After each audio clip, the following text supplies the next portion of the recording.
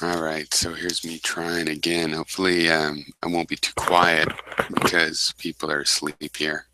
I've been out playing music for the first time. I used to go to jam sessions weekly in Hawaii, but in over here I haven't. But my wife is jammed and gone to open mic and stuff. So we did that tonight, and I had a few couple beers, and I'm having one right now. But I'm kind of an I love you man drunk, so if I'm a little bit tipsy, then probably I'll be sweeter. Maybe my voices will be less insulting. So I have 16 notes, and when I said all this bullshit, I didn't actually mean what you had said, Quindika. I meant my 16 points I'd gone through, which felt like bullshit after I'd done it to a silent non-broadcast. But anyway, hopefully this will be informational. Okay, first of all, these voices. Look, I'm going to keep doing that. One, it's a habit. I'm 47 years old. It's a habit. And the reason I have allowed that habit to become nurtured and stuff is because it's actually in my best interest. And I'm not thinking of you or trying to make you look stupid. Obviously, you don't use the voice that I'm doing. I'm not a good, it's not like I'm good at impressions or something. What it does, though, is think about it. If somebody takes me out of context when I'm using a stupid voice, if I say something and it's like what is it? A pantomime with sound. I'm giving a caricature of the conversation, and I describe a caricature of what I'm disagreeing with that maybe you have said or I've heard or whatever I think. When I speak that in a voice other than my own, a silly voice basically, it's obvious that I'm not advocating it. People's attention comes in and out, and if their attention comes in when I'm going, and therefore women should be in the kitchen barefoot. If I say it that way, they know I must be mocking. They might not know what's going on, but they don't misunderstand, as if I had said that in a straightforward way. So I've always liked that. And I don't mean that personally. I apologize if it bothers you. Don't let it hurt your feelings. It's an area where I'm going to have to ask you to have a thick enough skin because it's just meant as a highlighter, like a yellow line saying, look, this is me with curly brackets. That's what we call the curly brackets around something. It's to set it off, give contrast. And if that's unacceptable, well, that's the way I am. I definitely am not thinking about you when I do it, and I'm not trying to mock you, and it's so automatic. You could say there's some terrible part of my personality that would automatically do that. And I am prone to that. I think it's purely a superficial style meant to highlight when I'm talking, when I'm trying to characterize the other opinion. And I think by using a silly voice, one, it shows that contrast. And also, it's obviously not put in the serious voice they would put it in. It's put in a silly voice. So I would grant that, okay, maybe I can't stop doing that, but I do try to acknowledge the strong points of arguments. And if you listen for that, you'll see that happens. For example, saying Aaron Pizzi was good and blah, blah, blah. Sometimes it feels futile for me to do that because people don't, on the other side, so-called, don't notice it. So yeah, Quindika talk also, besides my funny voices, that that we have to talk about what feminism does now. He's not going to argue about what happened 50 or more years ago. And to that, I have said many times, what about, and I'm just going to hang on this. I could use other examples, but we'll just talk about Saudi Arabian feminists. What they're doing now is worthwhile. So answer that. Because I'm tired of bringing up a point again and again. But then again, I'm sympathetic that you might not get that this is a particular thing that's going to come up again, but you keep talking about what feminists do now. Okay, there's also the fact I'll get to a little bit later that in my own activism, that's mostly peace activism, supporting something like, public finance elections, or, not things I'm always 100% for, but I think that it would be a step in the right direction. Feminists show up there. And that's pretty much in my lifetime, when I've worked on activism, the effort's been supported by fellow social justice warriors. And, my cousin once sent me a book. It was the second, I think, book of a series. Maybe it was the first, called, I think it was Spirit Warrior or something. Everything's got to be a war. All right, you talk a lot about natural self, and that's just like, what are you trying to say? I mean, I'm saying pretty clearly, I hope, war is the main thing that I think is unnecessary. It's a huge cost, and it is actually unnecessary. Most people don't want to solve their problems by having war with their neighbors, whether it's a neighboring state or neighboring county or neighboring nation or neighboring continent. Most regular people, that's not their reaction. Their reaction is a more organic and fair, really, struggle, if at all a struggle, because mostly I think people are into the, you give me silk and I'll give you, gold, or I'll give you coffee, or I'll give you lumber, or you give me lumber and I'll give you also lumber. I mean, is more how I think the bulk of people. Now, the international affairs, of course, is not run by the bulk of people. And when you're talking about natural self, it's like, you could just justify anything by saying that it's natural, that nature has brought us to this point, including someone like Anita Sarkeesian, who is having a natural reaction to the fact that sexism in the video game, so what if it's there, so be it, which is another point we'll get to in a second. So you said something about these rape statistics being off the table and debunked. I think you were talking about the fact that there's so many unreported rapes. Well, no, and I even anecdotally know of rapes that were unreported, told to me by women. Do you doubt that? Because you know nothing about the women I'm talking about, whereas I do, or the circumstance or anything. And if you doubt that, with no information about the person, you would have to be saying that in all cases, rape accusations must be met with at least, 50% doubt. And it's obvious that there are unreported rape statistics. I'd be surprised if it's possible not to know that. Now, how big they are and have they been inflated? Probably they've been inflated a little. Does that debunk the whole idea in terms of the concepts? No, you see, it's just like if somebody misuses the concepts of some form of activism, like patriarchy is exploited just so that they can actually get the upper hand, and they're the abuser or would-be abuser. That doesn't, there's still this concept. You can't just ignore the concept because you found somebody that gave it a bad reputation. You're the kind of person that makes our concepts look bad. That's why they are bad. No, look bad, are bad, not the same thing, okay? Diversity in gaming, I don't know what you're talking about. I worked in gaming, but it was back in the 90s. It is my understanding and my belief is that no, the people that make games, it's not very diverse. The people that play games is getting more diverse, and so is the ones that make games. But in terms of the bulk of the money, where the money goes in those titles, no, it's not particularly diverse. Why would you guys even claim that? Why is it even necessary to claim that? I mean, obviously, some of the reason is because, and again, I worked in this industry, is that people that loved games and whatnot, and then they're willing to go into games and they stress you out and work you really hard in games, and you have to be really good to work in games, or at least you used to, maybe less now.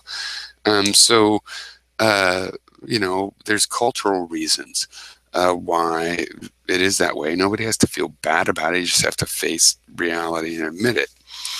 But yeah, you say this like, there is the diversity, it's widely diverse. No, that's not what the Game Developers Associations or anything. Their technology and any programming is actually not very diverse in gender, and it's not particularly diverse ethnically either.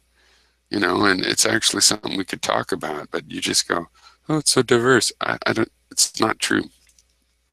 Um, you also mentioned kind of in a one-off, maybe you want to recant this, but that feminism is sexist by definition, as if civil rights activism is racist by definition, and labor rights wants to kill all capitalists. No, it is not. Feminism is not sexist by definition. Neither is men's rights activism. The fact is, it's just like this Black Lives Matter thing. How fucking moronic do you have to be to go, all lives matter? Yeah, all lives matter. That's what it's based on. When you say Black Lives Matter, you're saying, hey, don't forget about the Black Lives Matter. It's based on the all lives matter thing. The idea that if you say that, well, you don't think other lives matter. It's like a projection. Like, no, you think that you separate yourself from everybody else so much that, if you want to say women should have equal rights, well, that's sexist by definition. Even if women do need equal rights, well, it's sexist because no, it isn't, because I'm a man that had a mother, and I have two sisters, and I had two daughters, and I can care about the rights of women without being a woman. It's a stupid idea otherwise, really, and it's not sexist at all. Actually, my first video was probably less snide. Don't take any of that personally. It's the internet. I mean, I don't like when you say that I disapprove of natural self either. It doesn't really matter to me what tone of voice you say, the things you say. Now, my contribution to feminism, as I have said this many times, let's try to remember this, is really slight. Feminists have helped me more when I protest the Iraq War, or try to defend People's Park in Berkeley, or promote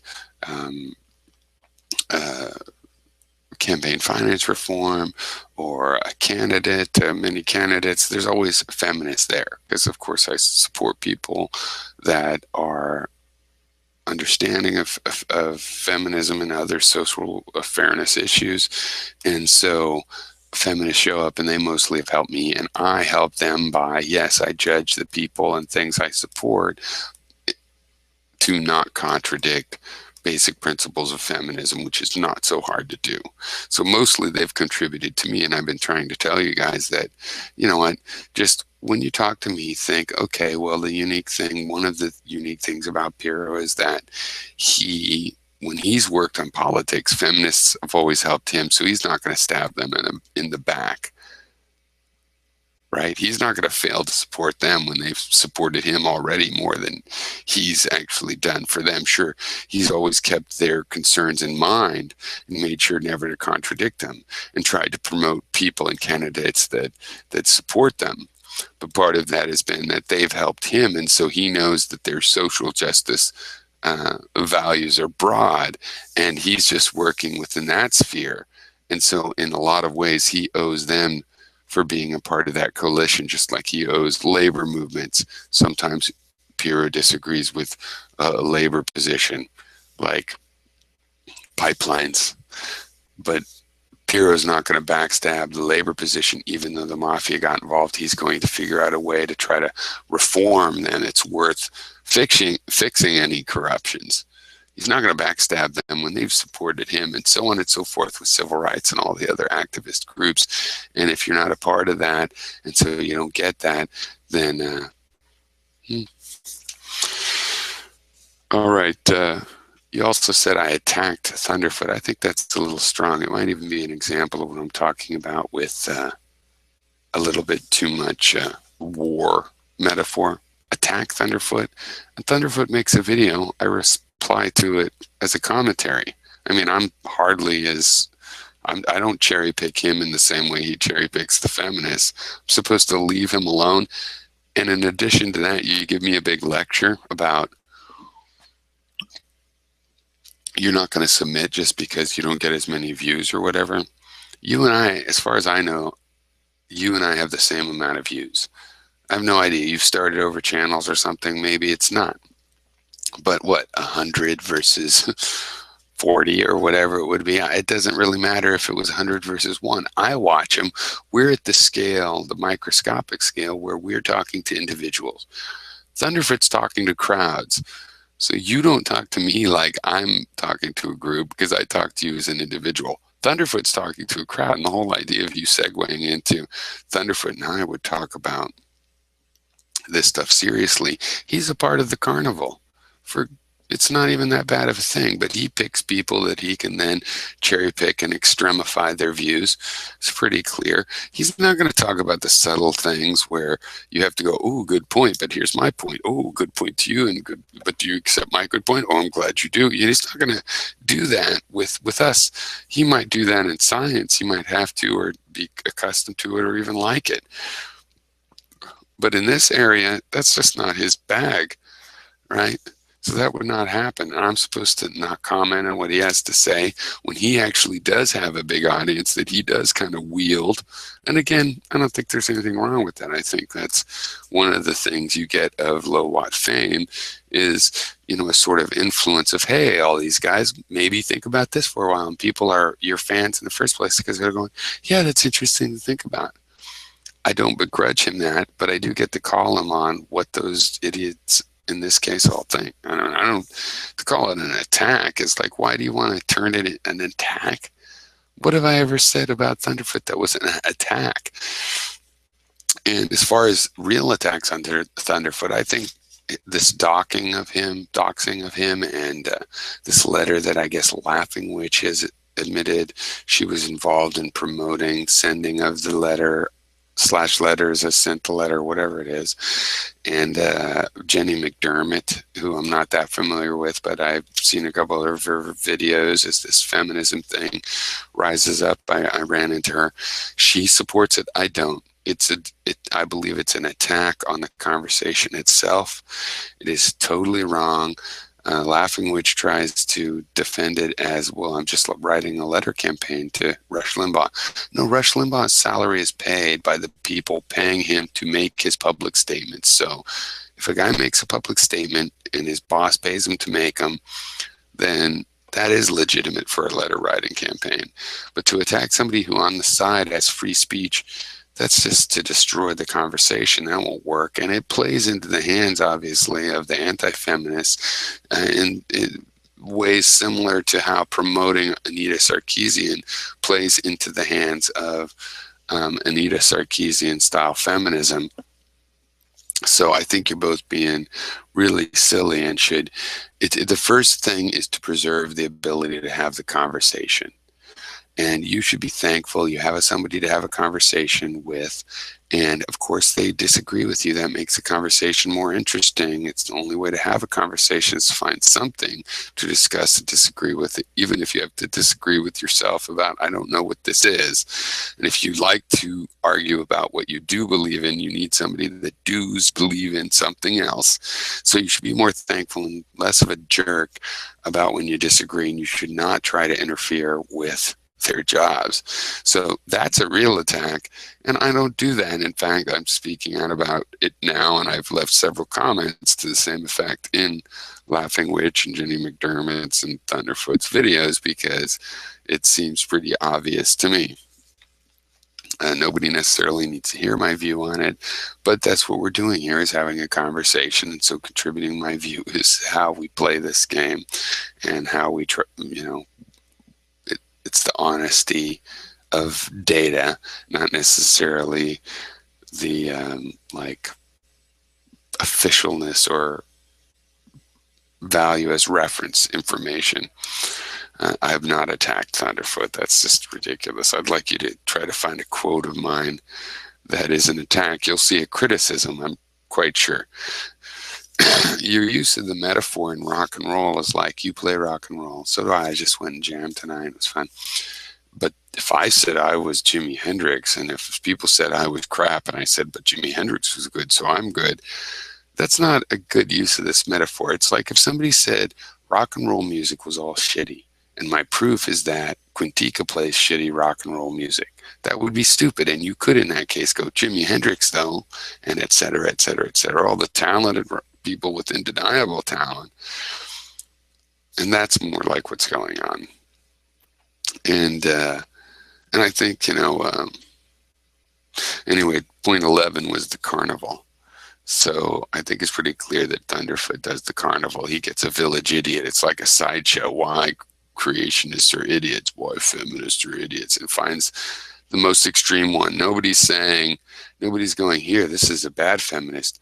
But here's Malala, she's good. Or here's a feminist in Saudi Arabia. Or here's a feminist in Indonesia. Or here's a feminist in Turkey.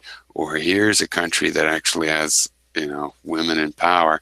There's none of that. It's just all a criticism of a radical side because you hate it all. It looks like to us, you hate all feminism. And so, of course, you choose to criticize the most easy part to criticize, and the part that actually, accomplishes the least. Now, with patriarchy, I really feel that it behooves you and is incumbent on you to understand patriarchy is not like a ghost that we're talking about. It is traditionalism. Now, do you believe traditionalism is the thing? Were there traditional views? 100 years ago, would you be a traditionalist? Do you feel you're a traditionalist now? And if you are a traditionalist now, how come you wouldn't be an Amish? That wasn't very long ago in tradition. Maybe you're Jewish, maybe you don't have the Christian tradition, but then Orthodox Judaism certainly is available to you, and so on and so forth. How for traditionalism are you? What are you a traditional? Are you Muslim? What is your 100 years ago your tradition? And the point is, patriarchy is a description of traditionalism, just like people call it they, meaning the power structures that be. I'm a slave. I don't understand what they are, but they're out there. Or, the establishment or the man. Patriarchy is a description, is a name for traditionalism with an emphasis on describing in the connotative or even denotative, basically the extension of what counts as patriarchy is the elements that relate to gender. But I don't really believe gender is the primary feature. There's many, many features. Men being fodder, men serving women, women serving men, men and women serving royalty. Oh, ding-a-ding-a-ding, that's what it's really about. And all in the service of war, an invention of concept of heroism that has to do with war and killing enemies and evil and demonization and angelification. Traditionalism is something real. That's what the feminists are talking about. I am not just a feminist. I'm more of a peace activist and, a progressive. I believe there's such a thing as progress, and we can discuss it. And let's discuss traditionalism. Are you up for that, or do you just want to talk about patriarchy and how it's used in a boogeyman by 5, 7, 8 people? Or do you want to get into what things really are? And if we get really deep, yeah, we can discuss about cognitive science and what a microaggression might be, because the problem with microaggression training might be that the people training don't really know a good microaggression when they see it. It doesn't mean that it's not possible. We all know people can be passive aggressive, putting little subtle messages, and some of those can even be on accident, just from habit or what you were raised to think, or even not think, but just your interchange habits. And that's the point. Is like, you don't have to blame yourself, but these patterns exist. Yeah, a person that doesn't understand the cognitive science might come up with things that just like are pet peeves, and they're just projecting their own psychology. It doesn't mean the phenomena isn't real. We can't talk about, well, which ones might be genuine and which, posited microaggressions is it stupid, or not a microaggression, maybe it's a micropositive or whatever. I want to discuss things at a level where we can do that, and certainly there is such a thing as traditionalism, and that's really what's being argued against in almost all social justice activism that has, you know, criticism for the establishment, what they always do, the power structure, the man, the patriarchy. You could make fun of all those things, but they're just words for traditional ways of doing and looking at things, which is a thing, right? That does exist, right, in the West. And it goes back to the royal and warrior and hero and dragon fighter thing. The 5-day week, I think I attributed to the labor movement, socialism, not to feminists in particular. So I think you will have to let me keep doing that, because that's certainly the case. If you want to call, say, Christianity and respect for Christianity led to it, it's not just one example, dude. That is not what happened.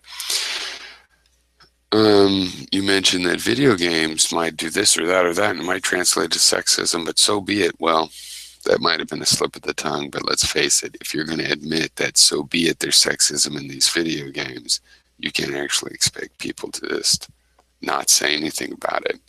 We don't have to say, oh, look, there's sexism built into those video games. I guess that must be, you know, just God's will. Or I can see radon that's naturally occurring, and that doesn't mean I have to accept it in a neighborhood. Maybe we have to move the neighborhood. Maybe we have to clean it up. That's so be it. No, you said the sexism was there, and you're willing to just so be it. Well, we're not. This should just explain some of the difference. It's not like we have to agree on everything, but let's understand why we disagree. I say, no, don't so be it. We will let it so be, but I will also point it out. And I think that doing so creates awareness for those of us like myself when we play these violent or dark games, dark humor and everything, that we have more self-awareness when we do it. Like you're saying, it's possible to have people are smart enough to have these, oh, okay, look, you know, I'm pushing lemmings off a ledge for fun. It's not real lemmings, you know, and have some self-awareness. But also, just the fact of that will help us drive other desires for things not satisfied by that, and will expand how we think. And that's how I think that really we change how it so be, is by talking about it and realizing and admitting, you know, that we enjoy some of these things. It doesn't mean you're some demented. Psychological problems have a bad stigma. See, you should realize about me, I don't believe the fact that mental health has a bad stigma, I think is funny, and because I think the reason is everybody, if you know someone well enough, they're crazy. And people are afraid of their own craziness, which they're intimately aware of and in denial of, and it's just easier to be scared of it. But in reality, it's not a big deal. It doesn't mean your opinion doesn't matter or anything else. It's like, as a matter of fact, I don't think it's that good of an idea to have mental health watchdogs instead of general arms control kinds of regulation, because I think they'll use that against people that just don't conform. And frankly, even if you are diagnosably, you know, have a dementia like Alzheimer's or schizophrenia or things like that, none of that means that you shouldn't have just as much agency and right to agency and voting and freedom as everybody else. If you know, get in trouble, if you have a problem like that, you probably, and it leads to violence, you're probably going to get in trouble with some violence. That's what would make it so you couldn't have a gun. Just the idea that, oh, well, they've got a mental illness, because most people seem, you know, to have a few mental illnesses, to me, including myself in a sense, because it's not in a sense, but you know, in the sense that we can be functional and stuff. It doesn't mean that, you know, I understand. I've watched myself get upset about things. And sometimes I thought, well, I had to, because that was the only way I knew how to deal with it. And that still doesn't necessarily make it okay. It certainly doesn't mean it didn't happen. You know, it happened, and I can face these things. And a lot of people will get super upset and screaming and stuff, and they're going, yeah, but I was upset, so it's almost like it didn't happen. No, it happened. That's how you get when you're upset. Let's just take all of that into account. And also, you said that I or other feminists are acting like people are forced to play video games. No, but we choose to, and therefore, once I spend my time and waste my time or enjoy my time playing or watching a movie, one of the things I get to do about it is keep thinking about it. And if I think it's interesting enough to me to discuss it with someone else, then I get to do that too. And contentment, well, that's kind of interesting, and it's almost like a hangover from being slaves for thousands of years. Contentment is good for the people that feel content, right? And who else could say that it wasn't good enough was someone that wanted those people to be productive, because they already feel productive enough to be happy. And you're saying, in some sense, they could be more productive and, make the Panama Canal or something. For who? They wouldn't be any happier. How would that be in their best interest to spend all this extra energy to do that? Well, basically plantation and slave owners. So this is another area where we can learn to disagree openly and with happiness, because your anti-contentment position is anathema to me. I do believe contentment is good. I do believe that my discontent has been valuable to me. We're in a world which has created a lot of discontent and is full of discontent. And so I feel like, the part of history that I'm in, that's a good thing, and this is who I am, and I'm in my place in history. But I do believe that contentment is a good thing, and if you were to be content in a simple life like the people of Bhutan, that is a worthy goal, and the measure of happiness and contentment is a good thing, and I'm for that. And I think it can't possibly, if you had a group of a whole nation's worth of people that were content, and someone from outside would be saying, well, they could do more, they could accomplish more. There is no more to accomplish than contentment. And if you think, well, people will be content with so little, well, let's try it. Let's wait until the world is content and see. Because I think in a content world, you have some percentage of kids that like to do scientific achievements, and some percentage that wants to be singing, and another one wants to invent a skateboard or, a kite board or something. And I think in a world of contentment, there's quite a bit of artistry, and because people don't end up being content in all cases because they lose a lover, or their father or mother dies, or they, something happens that disrupts that enough for any kind of, if you need any friction for art and creativity, that still happens in a world of contentment.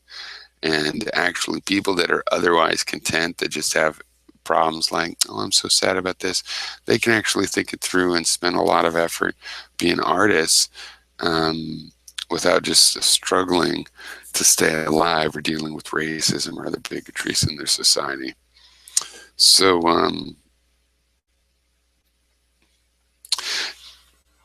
I don't know, my last thing I wrote here was reject what you like to embrace. I don't really know what I was getting at there.